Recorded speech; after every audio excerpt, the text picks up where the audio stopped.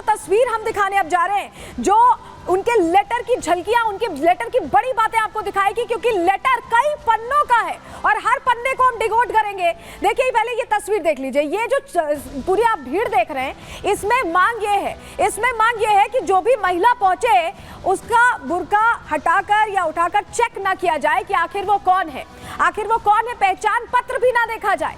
ये सीधे सीधे कहा गया है और इसको लेकर बकायदा पहचान छुपाने की ये कोशिश, ऐसा लगता है कि पहचान अगर छुपाकर कोई पहुंच भी रहा है तो वो पहुंचकर वोट कर ले, चाहे वो फर्जी वोट ही क्यों ना हो, और इसी को लेकर मांग रख दी गई है। चलिए, जिसका हम जिक्र कर रहे थे आपको दिखाते हैं, समाजवादी पार्टी का लेटर। ये 2 पन्ने आप देख रहे हैं, कई पन्नों का लेटर है। पहले आपको बताएं, आगे और पन्नों की भी जानकारी देंगे, लेकिन पहले ये 2 पन्ने देख लीजिए। ये जो हाईलाइटेड एरिया आप देख रहे हैं, यहाँ पर लिखा है कि मुस्लिम महिला मतदाताओं की पहचान के बहाने उनका नकाब उठाने की प्रक्रिया से वो भयभीत हो जाती हैं, डर जाती हैं, ऐसे में नकाब ना हटाया जाए और पुलिस वाले ना पहचान करें। यह भी कहा गया है कि पुलिस वाले पहचान ना करें। ये 2 पन्ने हमने आपको दिखाए। ये लेटर ठीक 1 दिन पहले, चुनावों से ठीक 1 दिन पहले ये लेटर बम फोड़ा गया है। इससे पहले भी ये लेटर भेज सकते थे अगर उनके लिए ये मांगे इतनी गंभीर थी, अगर ये मांगे तो ये पहले भेज देते, लेकिन ठीक 1 दिन पहले। क्या वजह है, क्या कोशिश है, जरा आपको समझाते हैं। पहले तो लेटर की बड़ी बातें जान लीजिए। उत्तर प्रदेश में देखिए 9 सीटों पर उपचुनाव होने हैं, कल ही वोटिंग होनी है और उससे पहले लेटर लिखा गया है, वोटिंग से ठीक पहले समाजवादी पार्टी की तरफ से चुनाव आयोग को।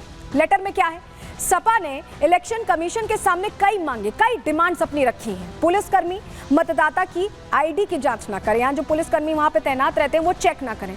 इसके अलावा पोलिंग ऑफिसर ही पहचान पत्र चेक करे, यानी पुलिस ना चेक करे, सिर्फ पोलिंग ऑफिसर करे। और सपा ने लोकसभा चुनावों का हवाला भी दिया इस दौरान। क्या कहा है कि मुस्लिम महिलाओं का नकाब उठाकर चेकिंग हुई थी लोकसभा चुनावों में और उससे महिलाएं डर गई थी, सहम गई थी, और इसका सीधा सीधा असर उनका कहना है कि वोटिंग परसेंटेज पर चला। मतलब अगर बुर्का उठाकर चेकिंग हो रही है तो उससे वोटिंग परसेंटेज गिर जाता है, ये दलील उनकी तरफ से दी गई है। सपा ने इसको लेकर ये कहा है कि निष्पक्ष चुनाव कराए जाएं और ये सुनिश्चित कराया जाए कि इस तरह से चेकिंग ना हो और पोलिंग ऑफिसर ही चेकिंग करे। लेकिन अब अखिलेश यादव ठीक 1 दिन पहले तो ये बात कर रहे हैं, उसके बाद क्या कह रहे हैं कि प्रशासन गड़बड़ी करता है चुनाव। सुनवाते हैं आपको, कैसे आरोप लगाएं।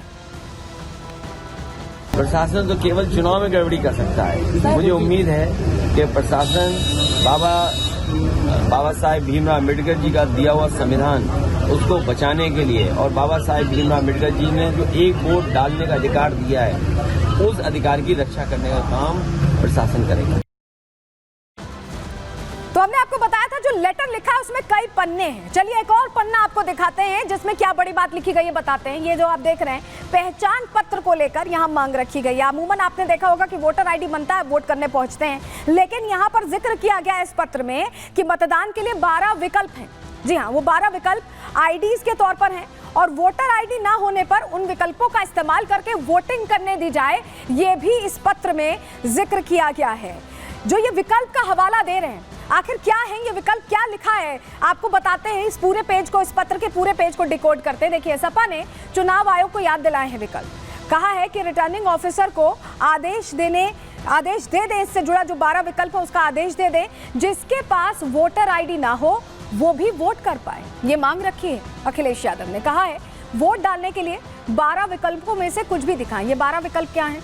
पैन कार्ड आपका, आधार कार्ड, जॉब कार्ड, पासबुक से वोटिंग हो पाए। समाजवादी पार्टी ये कह रही है कि पासबुक से भी वोटिंग हो पाए, इसका ऑप्शन हो। डीएल हो आपके पास, ड्राइविंग लाइसेंस, विकलांगता कार्ड हो या पासपोर्ट हो, तो उससे भी वोटिंग हो पाए। तो 12 विकल्प, दरअसल इनका ये मानना है कि जो 12 आईडीज हैं उसका इस्तेमाल किया जाए और उसके जरिए ही वोटिंग कराई जाए। ऐसे में बीजेपी प्रवक्ता राकेश त्रिपाठी का ये कहना है कि ये एक डर है, ये अंडर कॉन्फिडेंस है समाजवादी पार्टी का, जिसकी वजह से इस तरह की बातें कही जा रही है। एन पहले चुनावों के ये पत्र लिखा जा रहा है। सुनवाते हैं आपको राकेश त्रिपाठी को। समाजवादी पार्टी अपनी संभावित हार को देखते हुए पेशबंदी पे उतर आई है। समाजवादी पार्टी ये जान रही है कि इस उपचुनाव में चुनाव जीतना उसके लिए मुश्किल है, इसलिए ठीकरा कैसे फोड़ा जा सके इसके लिए वो पहले से प्रयास कर रही है। बुर्के में किसी का वोट कराना यह निश्चित तौर पर गैर कानूनी है। मतदाता पहचान पत्र से पहचान होना आवश्यक है, अपरिहार्य है। ये निर्वाचन की पवित्रता के लिए, पारदर्शिता के लिए भी आवश्यक है। लेकिन समाजवादी पार्टी जानबूझ करके पोलिंग पार्टीज पर कैसे दबाव बनाया जा सके, कैसे निर्वाचन से जुड़े हुए कर्मियों पर एक अनावश्यक दबाव बनाया जा सके, उसके लिए डिमांड कर रही है।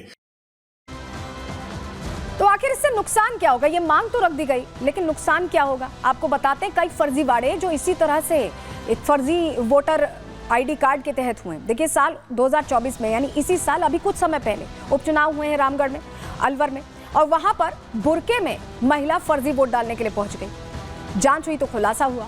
साल 2023 में, एक साल पहले मऊ उत्तर प्रदेश में निकाय चुनाव हुए थे, उसमें भी बुर्का पहनकर फर्जी वोटर पहुंचे थे। इसके अलावा साल 2022 में, उससे भी एक साल पहले, रामपुर में ही उत्तर प्रदेश में विधानसभा चुनाव में फर्जी वोटिंग की कोशिश की गई। बुर्का पहने 2 महिलाएं पकड़ी गई थीं जो फर्जी वोट करने पहुंची थीं। तो ऐसे में आपको जरा ये बताते हैं, इससे पहले भी एक हैरान करने वाला खुलासा हुआ था, जिसका कनेक्शन ये जो कहा जा रहा है ना कि बुर्के के अंदर चेकिंग ना हो, पहचान ना देखी जाए, उससे जुड़ा हुआ लग रहा है। क्यों हम ऐसा कह रहे हैं, जरा आपको बताते हैं कि कैसे उत्तर प्रदेश में रोहिंग्याओं की दस्तक और रोहिंग्याओं की मौजूदगी बहुत ज्यादा है। ऐसे में कैसे फर्जी कार्ड बनते हैं, उन्हीं फर्जी कार्ड का क्या इस्तेमाल करके वोटिंग होगी, ये सवाल है। आपको बताते हैं क्या फर्जी पहचान के जरिए यहाँ पर ये कोशिश हो रही है। आपको बताते हैं उत्तर प्रदेश में देखिए कई जिलों से रोहिंग्या पकड़े गए थे। ये खबर सामने आई थी अभी कुछ दिन पहले। 4000 रोहिंग्याओं की मौजूदगी की आशंका उत्तर प्रदेश में जाहिर की जा रही है। बल्कि आपको पता ही होगा कि अलग अलग हिस्सों में इनकी पैठ रहती है, और यहाँ भी उत्तर प्रदेश में भी सहारनपुर, मेरठ, हापुड़ में कई जगहों पर यह कार्रवाई हुई है, जहाँ से हैरान करने वाला खुलासा हुआ कि यहाँ पर रोहिंग्या रह रहे हैं। गाजियाबाद में भी, अलीगढ़ में भी, मथुरा से भी रोहिंग्या पकड़े गए।